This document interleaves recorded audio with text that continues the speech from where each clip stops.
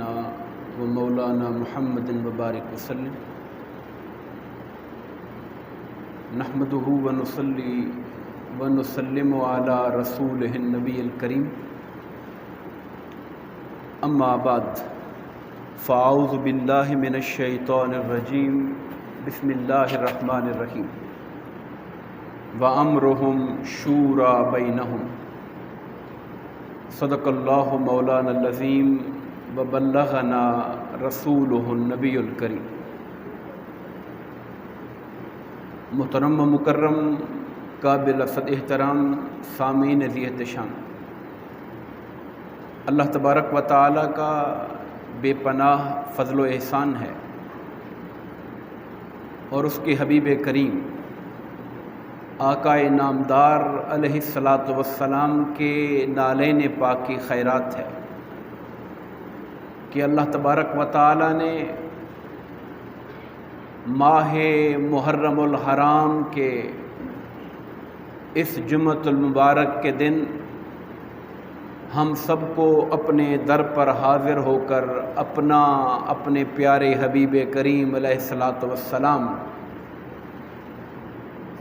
آقا کریم علیہ الصلاۃ والسلام کی آل اطہار اور خصوصاً سید الشہداء امام علی مقام امام حسین رضی اللہ تعالی عنہ کے مبارک ذکر کو سننے اور سنانے کی توفیق عطا فرمائی۔ دعا فرمائے باری تعالی ہماری اس حاضری کو اپنی بارگاہ میں شرف قبولیت عطا فرمائے۔ جیسا کہ میں نے ذکر کیا کہ ماہ محرم الحرام کی مناسبت سے ہم امام علی مقام رضی اللہ تعالی عنہ کے مبارک ذکر پاک کے حوالے سے گفتگو کریں گے، مگر میری گفتگو روٹین سے تھوڑا سا ہٹ کر کچھ پہلو ہیں جو میں سامنے لانا چاہتا ہوں۔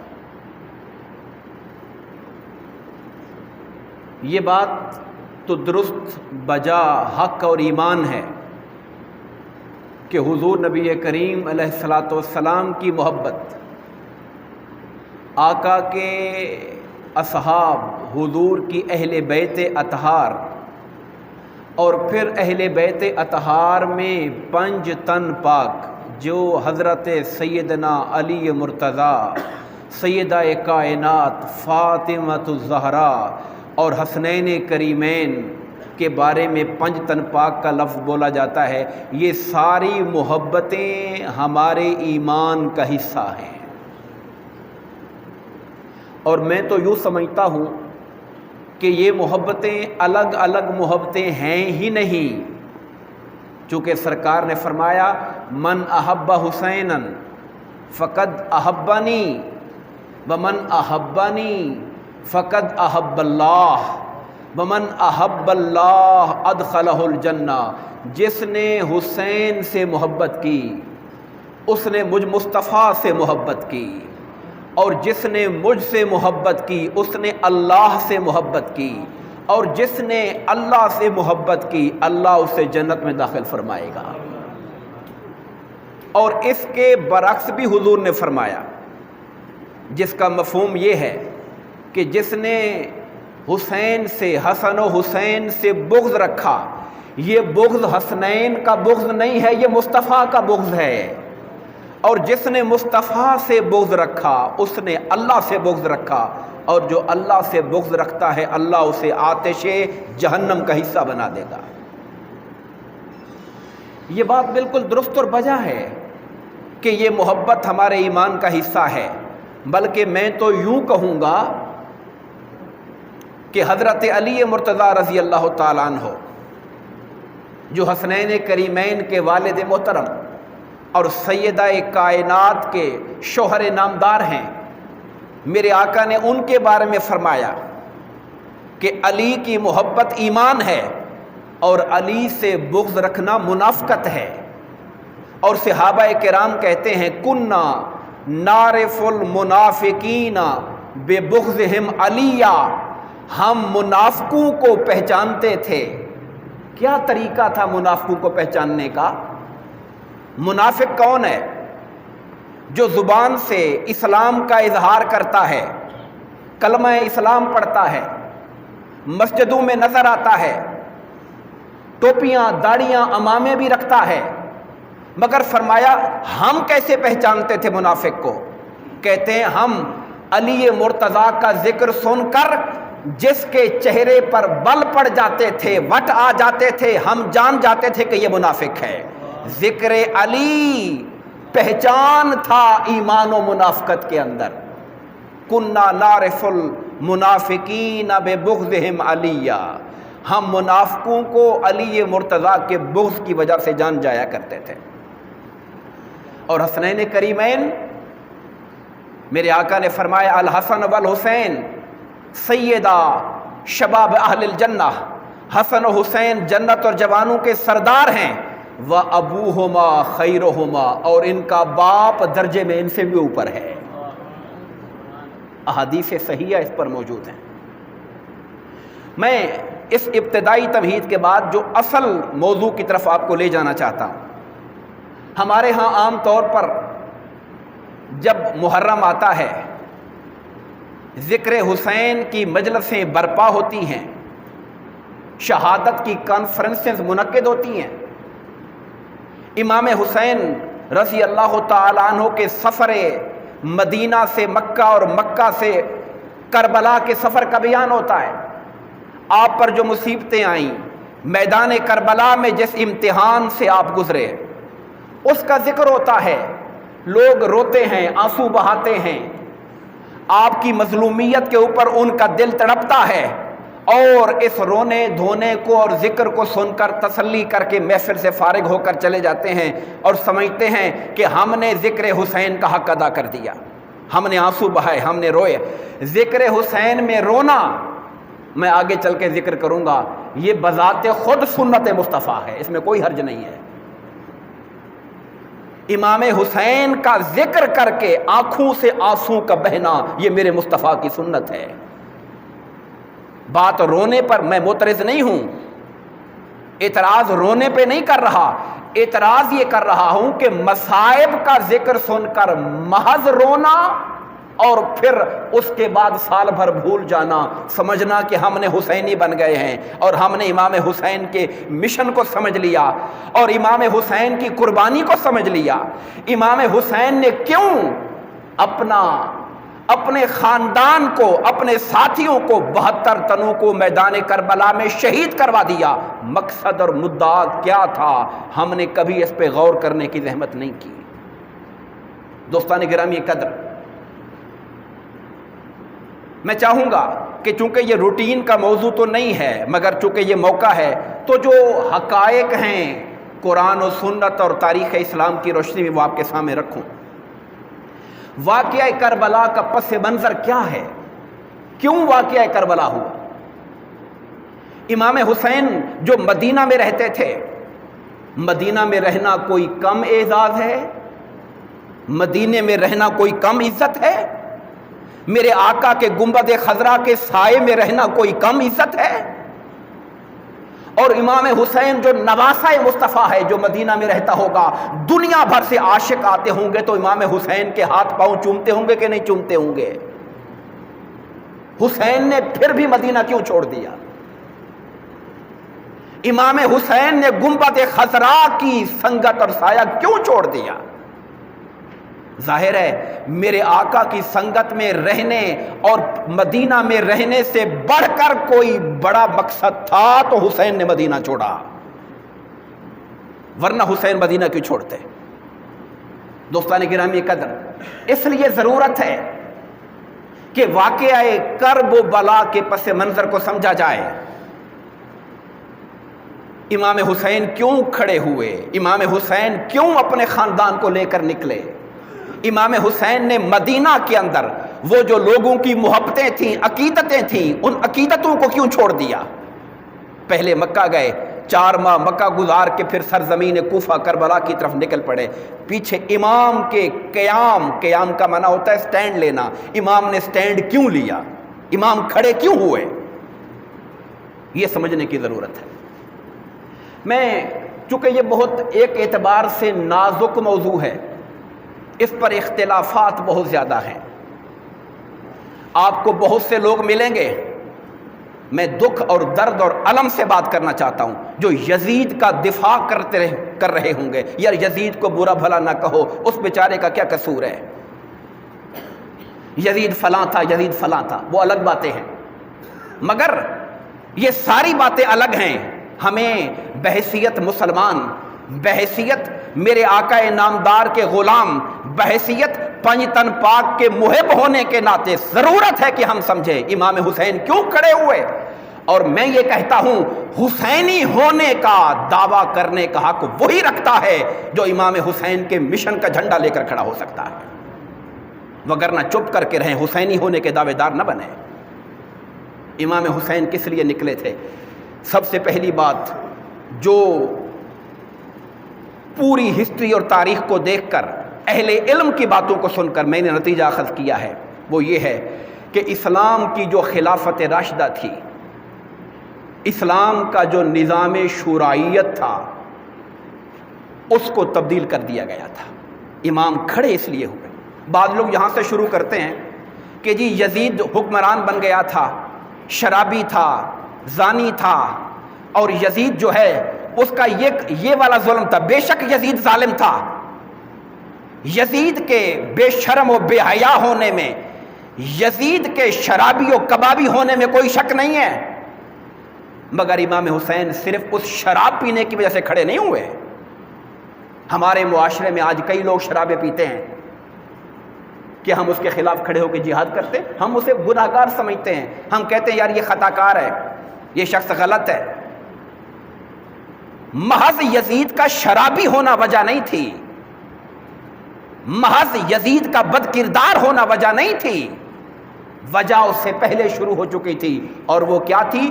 اسلام کا جو نظام خلافت جو میرے مصطفیٰ نے عطا کیا تھا، اس نظام خلافت کو ملوکیت میں بدلا جا رہا تھا۔ اسلامی نظام خلافت کی جگہ بادشاہت کو لایا جا رہا تھا۔ یہ باتیں بڑی اہم ہیں اور اس کو سمجھنے کی ضرورت ہے۔ آپ میں سے بیشتر اور ہم میں سے بیشتر تو یہ بھی جانتے نہیں کہ نظام خلافت ہوتا کیا ہے، خلافت کی برکت ہوتی کیا ہے، خلیفہ کی ذات ہوتی کیا ہے۔ میں چاہوں گا کہ آج کے اس خطبے میں ہم بنیادی طور پہ اس بات کو سمجھیں کہ جو جڑ تھی فتنے کی، جس کے لیے امام حسین کھڑا ہوا تھا، مسلمانوں کا جو نظام حکمرانی ہے، جو نظام حکومت ہے، وہ خلافت کو چھوڑ کر ملوکیت اور بادشاہت کی طرف بدلا جا رہا تھا۔ اس لیے امام حسین رضی اللہ تعالیٰ عنہ نے کھڑے ہوئے کہ میرے نانا کی ساری محنت، میرے نانا کی ساری تگ و دو جو مصطفیٰ نے نظام خلافت کو بپا کرنے کے لیے کی تھی، جو آقا نے 23 سال کی جد و جہد کے بعد معاشرے کے اندر ایک نظام حکمرانی دیا تھا، جس کو لے کر ابو بکر چلے تھے، جس کو لے کر عمر فاروق چلے تھے، جس کو لے کر عثمان غنی چلے تھے، جس کو لے کر مولا علی حیدر کرار چلے تھے، اس کے بعد اس کو بادشاہت میں بدلا جانے لگا تھا۔ امام حسین نے سٹینڈ اس لیے لیا تھا۔ دوستان گرامی قدر، اب میں آپ کو بتاتا ہوں خلافت راشدہ ہے کیا، تاکہ آپ سمجھیں کہ کیا تبدیلی آنے جا رہی تھی۔ ہم اس پہ غور نہیں کرتے ہیں۔ خلافت راشدہ کیا ہے؟ سب سے پہلی بات تو یہ ہے، خلافت راشدہ میں خلیفہ کو منتخب کرنے کا جو معیار ہے وہ سمجھیے۔ اسلام کے اندر حکمران کیسے منتخب ہوتا ہے؟ حکمران کے انتخاب کا طریقہ کیا ہے؟ سب سے پہلی بات تو یہ ہے کہ اسلامی تعلیمات اور احادیث پاک کی روشنی میں میں یہ عرض کر رہا ہوں کہ جو خود حکومت کا طلبگار ہو، جو کہے عہدہ مجھے ملے، کونسلری سے لے کر ملک کی پوری بادشاہت، حکومت، حکمرانی تک، کسی مرحلے پر جو خود طلبگار ہو کہ عہدہ مجھے ملے، اسلام کی نظر میں وہ نااہل ہو جاتا ہے۔ عہدے کا طلبگار نااہل ہے، سوائے چند صورتوں کے، میں اس کا ذکر کروں گا۔ حکومت بری چیز نہیں ہے، حکمران بننا بری چیز نہیں ہے، مگر حکمرانی کا طلبگار بننا کہ مجھے حاکم بناؤ میں بن جاؤں، یہ بری چیز ہے عمومی حالات کے اندر۔ پھر آپ سوچیں گے کہ جب خود نہیں انسان خود مطالبہ کرے کہ مجھے بناؤ تو یہ نااہلیت کی نشانی ہے، ریجیکشن ہے، ریجیکٹ ہو جاتا ہے بندہ۔ میرے آقا کی حدیث پاک ہے کہ جو ہم سے امارت کا، گورنری کا، عہدے کا طالب ہوتا ہے ہم اسے نہیں دیتے، یہ حدیث پاک کا مفہوم ہے۔ پھر خلافت کیسی آئی؟ نبی تو نبی ہوتا ہے اللہ کا، ظاہر ہے اس میں تو لوگوں کا دخل نہیں ہے، نبی کے اندر وہ تو اللہ کا انتخاب ہوتا ہے، اس میں میرے اور آپ سے پوچھ کے کوئی نبی نہیں بنتا، وہ تو اللہ تعالیٰ کا انتخاب ہوتا ہے۔ بات ہے نبی کے بعد پھر کیسے خلیفے بنتے ہیں۔ ہمارے سامنے 3 ماڈل ہیں خلافت کیسے بنی، 3 ماڈل۔ ایک وہ ماڈل جب میرے آقا دنیا سے گئے تو اس وقت خلیفہ کیسے بنے۔ سرکار دو عالم صلی اللہ علیہ وسلم نے کسی کو خلیفہ نامزد نہیں کیا۔ یہ جو نامزدگی ہے کہ میرے بعد فلاں خلیفہ ہوگا، یہ نامزدگی تعلیمات اسلام کے مطابق نہیں ہے۔ یہ جو موروثیت ہے کہ میں خلیفہ ہوں، میرے بعد میرا بڑا بیٹا خلیفہ بنے گا، یا میرے بعد میرا بھائی فلاں خلیفہ بنے گا، یہ جو نامزدگی ہے جو آپ کو عرب بادشاہتوں میں نظر آتی ہے کہ 125 سال ہو گیا ایک شخص گزرا تھا، اس کی اولاد پیچھے بادشاہ بنتی آ رہی ہے، یہ جو نظام ہے یہ اسلام کا نظام نہیں ہے، یہ نظام اسلامی نہیں ہے۔ میرے آقا نے کسی کو نامینیٹ نہیں کیا، کسی کو نامزد نہیں کیا۔ میرے آقا نے یہ معاملہ اہل مدینہ کے جو ارباب حل و عقد تھے، حل و عقد کا معنی ہوتا ہے جو علم و دانش رکھنے والے، یاد رکھیے معاشرے کا ہر فرد ایک سطح کا علم شعور رکھنے والا نہیں ہوتا۔ ایک کلاس میں پڑھنے والے 50 بچے ایک لیول کے سمجھدار نہیں ہوتے۔ علامہ اقبال نے یہ جو نظام جمہوریت ہمارے ہاں چل رہا ہے فرمایا تھا، یہ نظام جمہوریت ایسے ہے کہ جہاں ایک دانشور آدمی ایک طرف ہے اور 100 گدھے ایک طرف ہوں تو دانشور ہار جائے گا، گدھے جیت جائیں گے وہاں پر۔ یعنی یہ تو وہ ہے کہ بے علم آدمی جس کو کوئی شعور نہیں ہے، نہ قرآن پڑھا، نہ دین پڑھا، نہ کسی کا علم ہے، اس کا ووٹ برابر ہے اس کے جو عالم دین ہے، جو پی ایچ ڈی ہے، جس نے سارے علوم کو پڑھا ہوا زندگی میں، ووٹ اس کا بھی برابر ہے، اور ووٹ اس کا بھی برابر ہے جس نے کبھی سکول کا منہ بھی نہیں دیکھا ہے، جس کو الف سے کوئی چیز پڑھنی بھی نہیں آتی ہے۔ اسلام کہتا ہے جو ارباب حل و عقد ہیں، صحابہ کے زمانے میں جو بدری صحابہ ہوتے تھے، وہ جو بیعت رضوان کرنے والے صحابہ ہوتے تھے، مدینہ میں رہنے والے ارباب حل و عقد، وہ انتخاب کرتے تھے اور بعد میں عمومی بیعت ہوتی تھی، ہاتھ پہ ہاتھ رکھ کے، یہ ووٹ دینا کہتے ہیں، ہاتھ پہ ہاتھ رکھ کر اطاعت کا وعدہ کرنا کہ آپ ہمارے امیر ہیں اور ہم نیکی اور معروف کے کام میں آپ کا کہنا مانیں گے۔ پھر لوگ بیعت عام ہوتی تھی، ہر کوئی آ کے بیعت کرتا تھا۔ یہ طریقہ تھا حضرت صدیق اکبر رضی اللہ عنہ خلافت کا۔ یہ پہلا ماڈل ہے، میں نے کہا 3 ماڈل ہیں۔ دوسرا ماڈل کب آیا؟ جب صدیق اکبر دنیا سے پردہ کیا، آپ نے کیا کیا؟ آپ نے اپنے ساتھ جو قریبی صحابہ کرام تھے، جو سب سے کبار، سب سے اعلیٰ حضور کا قرب رکھنے والے، حضور کے قریب رہنے والے، ان سے مشورہ کیا کہ میں اپنے بعد اگر عمر فاروق کو نامزد کر دوں تمہاری کیا رائے ہے؟ اگر میں ان کو نامینیٹ کروں اور پھر ان سے پر ووٹنگ کرائی جائے تمہاری کیا رائے ہے؟ بحث و مباحثہ ہوتا رہا۔ کچھ نے کہا آپ اللہ سے ڈریں، اتنا سخت بندہ آپ لوگوں پہ چھوڑ کے جائیں گے تو بہت سخت ہے عمر۔ تو آپ نے جواب میں کہا وہ تمہیں اس لیے سخت لگتا ہے کہ میں نرم بہت ہوں، جب اس پر خلافت کا بوجھ پڑے گا عمر نرم پڑ جائے گا۔ وہ جو آپ کے صحابہ کرام میرے آقا کے سب سے قریب رہنے والے لوگ تھے، ان سے مشورہ لیا آپ نے، مشورہ کرنے کے بعد نامزدگی کی، مگر نامزدگی کے بعد پھر عمومی بیعت ہوئی، سب لوگوں نے اس کے اندر رائے شامل کی اپنی۔ عمر فاروق طلبگار نہیں تھے، آپ نے لوگوں سے کہا کہ لوگوں دعا کیا اللہ میں کمزور ہوں تو مجھے طاقتور کر دے، اور کہا یا اللہ تیری نظر میں، لوگوں کی نظر میں جو طاقتور ہے، ظلم کرنے والا ہے، اسے میری نظر میں حقیر کر دے، اور جو کمزور ہے اسے میری نگاہ میں عزت والا بنا دے۔ خلیفے یہ ہوتے تھے۔ اور آپ نے فرمایا تھا لوگوں میں اللہ اس کے رسول کی سنت کے مطابق چلوں گا، اگر میں نہ چلوں تم اپنی تلواریں نکال کر مجھے سیدھا کر دینا۔ تو خلافت کا دوسرا ماڈل یہ تھا کہ ابتدائی طور پہ نامزدگی، اور اس نامزدگی کو پھر پورے اہل مدینہ سے منظور کروایا گیا، تائید لی گئی اور بیعت عام ہوئی۔ تیسرا ماڈل کیا ہے؟ تیسرا ماڈل وہ ہے جب عمر فاروق دنیا سے پردہ کرنے لگے، آپ نے 6 لوگوں کی کمیٹی بنائی، کہا ان 6 میں سے کوئی چن لینا، اور اپنے بیٹے کو شامل نہیں کیا،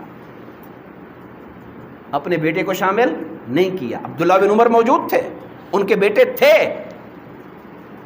کہا کہ یہ خلافت کا امیدوار نہیں ہوگا، باپ ان کو ریجیکٹ کر رہا ہے کہ میرا بیٹا ہے اور بیٹا ہونے کی وجہ سے یہ اہل نہیں ہوگا، باقی 6 میں سے کسی کو چن لینا۔ یہ تیسرا ماڈل تھا۔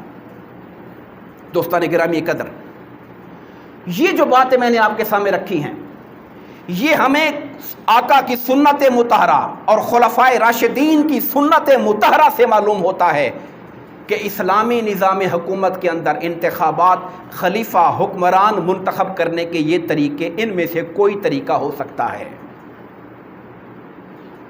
اب میں آگے چلتا ہوں، تھوڑا نازک ایک جگہ ہے جہاں سے گزرنا چاہتے ہیں۔ عثمان غنی خلیفہ بن گئے، مگر آپ کے زمانے کے اندر ہوا یہ کہ چونکہ اسلامی حکومت بہت پھیل چکی تھی، دنیا کے کئی براعظم اس کے اندر شامل ہو چکے تھے، ایک طرف یورپ کا حصہ شامل ہو چکا تھا، ایک طرف ہمارا یہ جو علاقہ بلوچستان تک کا ہے یہ شامل ہو چکا، سارا کا سارا پورا علاقہ۔ اب آپ جانتے ہیں کئی قومیں، کئی لوگ، طرح طرح کے فتنے پپا ہونا شروع ہو گئے، اور کچھ آپ جانتے ہیں جو مخالف طاقتیں ہوتی ہیں، یہودی تھے، عیسائی تھے، ان کی بھی سازشیں اپنی جگہ پر ہو رہی تھی، تفرقہ پیدا ہوا۔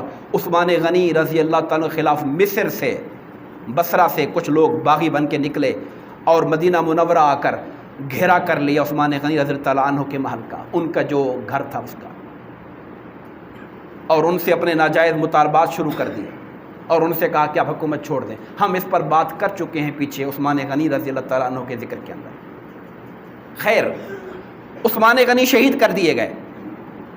اب لوگ دوڑے حضرت علی مرتضیٰ کے پاس، اے علی آپ ہمارے خلیفہ بنے، بیعت کر، ان کے گھر جا کر کہا ہم آپ سے بیعت کرنے آئے ہیں، آپ خلیفہ بنے۔ آپ نے کہا میں اپنے گھر میں کبھی بیعت نہیں لوں گا، یہ اہل مدینہ کا کام ہے کہ وہ جس کو چاہیں خلیفہ بنائیں، میں مسجد میں آؤں گا، لوگوں کے ساتھ شریک ہوں گے، لوگ جس کو خلیفہ بنائیں گے میں اس کے ساتھ کھڑا ہو جاؤں گا۔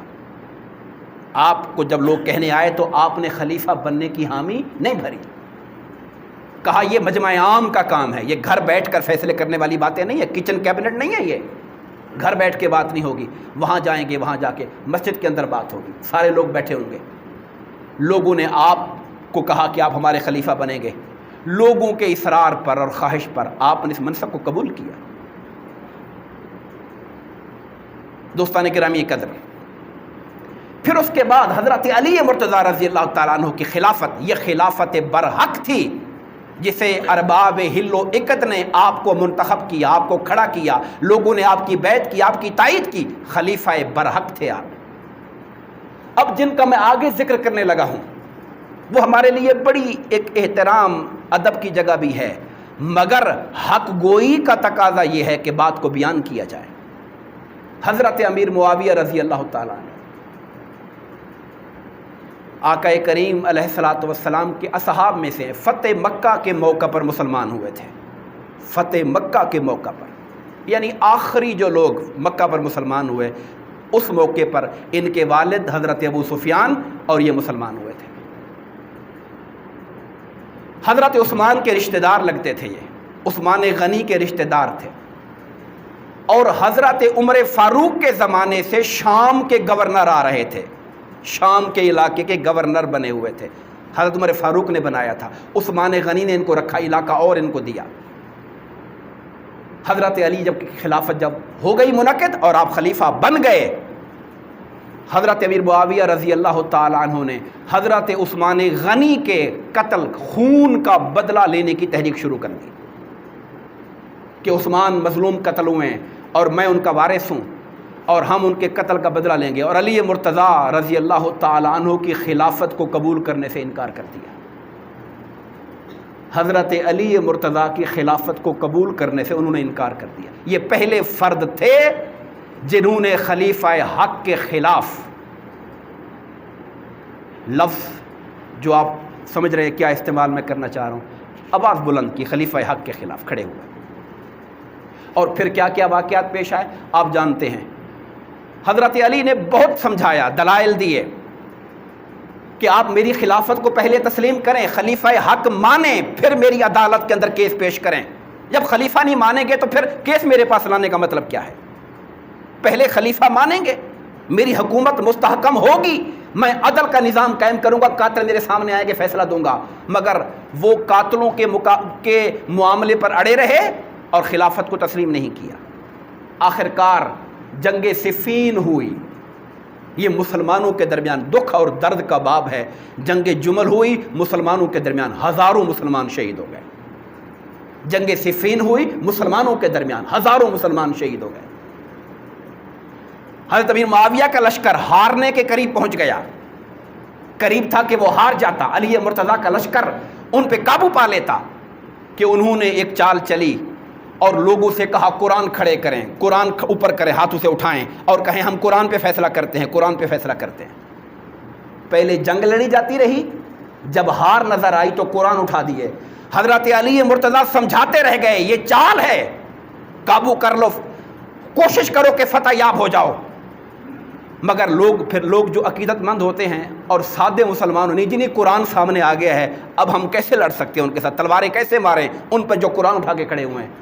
علی مرتضیٰ چپ ہو گئے کہ اب ان کو کیا سمجھاؤں میں، اور پھر دو بندوں کا ایک بینچ بنا، دو بندوں کا، کہ یہ بندے جو فیصلہ کر دیں قبول ہوگا۔ اس میں حضرت علی کی طرف سے حضرت ابو موسیٰ اشعری تھے رضی اللہ تعالیٰ عنہ، اور حضرت امیر معاویہ کی طرف سے عمر بن العاص تھے، عمر بن العاص۔ یہ دونوں بیٹھ کر مشورے کرتے رہے، میٹنگیں کرتے رہے، معاملات پہ غور کرتے رہے، یہاں تک کہ فیصلہ کیا کہ یار حضرت علی کو بھی معزول کر دو، امیر معاویہ کو بھی معزول کر دو، اور کوئی تیسرا بندہ لوگوں پہ چھوڑ دیا جائے جس کو چاہے منتخب کر لیں۔ یہ رائے بنا کر اب فوجیں بیٹھی ہوئی ہیں، حضرت علی کی فوج بیٹھی ہوئی ہے ایک طرف، امیر معاویہ کی فوج بیٹھی ہوئی ہے ایک طرف رضی اللہ تعالیٰ عنہ، اور یہ دونوں کئی دن لگا کر مشورے کر کے یہ فیصلہ کر کے آئے، جگہ بنا دی گئی، اونچی جگہ، اعلان کے لیے بیٹھ گئے۔ عمر بن العاص نے حضرت علی کے جو نمائندہ تھے ان سے کہا آپ پہلے اعلان کریں اٹھ کے۔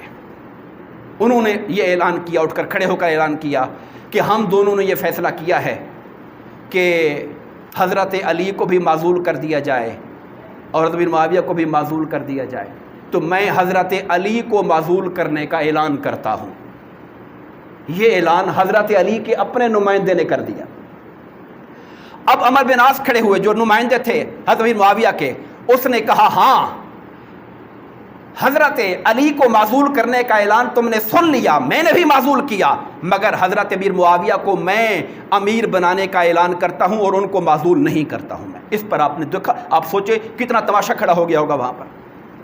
ایسا فیصلے کا جب کوئی قاضی جب غدر کر دے، دھوکہ کر دے، فراڈ کر دے، دو بندے بیٹھ کے سوچ کے آئیں کہ یہ فیصلہ کرنا ہے، ایک سے پہلے اعلان کر کے دوسرا مکر جائے اس سے، کیا تماشا مچا ہوگا۔ مگر بات پھیل گئی لوگوں کے اندر کہ علی معزول ہو گئے، حضرت معاویہ جو ہیں وہ خلیفہ بن گئے ہیں، اور یہ ہو گیا اور وہ ہو گیا ہے۔ بات پورے علاقے کے اندر پھیل گئی، فوجوں کے اندر پھیل گئی، مگر وہ سلسلہ حضرت علی مرتضیٰ رضی اللہ عنہ نے فیصلے کو نہیں مانا۔ ظاہر ہے کہ یہ فیصلہ کون سا فیصلہ تھا، اور مختصر یہ ہے کہ ساری دنیا، کل اہل سنت والجماعت، کل مسلمان اس زمانے سے لے کر آج تک سب کا یہ حق ہے، سب کا یہ ایمان ہے کہ خلیفہ برحق حضرت علی مرتضیٰ رضی اللہ تعالیٰ عنہ ہیں۔ اس لیے آپ کو خلیفہ راشد کہا جاتا ہے۔ میں آپ سے پوچھتا ہوں خلفائے راشدین کتنے ہیں ٹوٹل؟ کتنے ہیں؟ سب سے پہلے حضرت ابو بکر، اس کے بعد حضرت عمر فاروق، اس کے بعد عثمان غنی، اور چوتھے خلیفہ کون ہیں؟ علی مرتضیٰ۔ حضرت امیر معاویہ خلیفہ رہے، حضرت علی کے اس معاملے شہادت کے بعد 20 سال تک پوری دنیا پر حکومت کرتے رہے، مگر انہوں نے 1400 سال کے اندر کسی نے ان کو خلیفہ راشد نہیں مانا، کسی نے ان کو خلیفہ راشد نہیں مانا۔ اسلام کی شکل وہاں سے بدل گئی تھی، شورائیت اور خلافت ملوکیت میں بدل گئی وہاں سے ساری۔ میں آج گفتگو یہی ختم کر رہا ہوں، اور اگلے جمعہ سے ہم انشاءاللہ بات اس سے آگے شروع کریں گے کہ پھر معاملہ امام حسین تک کیسے پہنچا اور بات آگے کیسے چلی۔ اللہ تعالیٰ سے دعا ہے کہ ہمیں دین اسلام کی صحیح تعلیمات کو سمجھنے اور عمل کی توفیق عطا فرمائے، آمین۔ وما علینا الا البلاغ المبین۔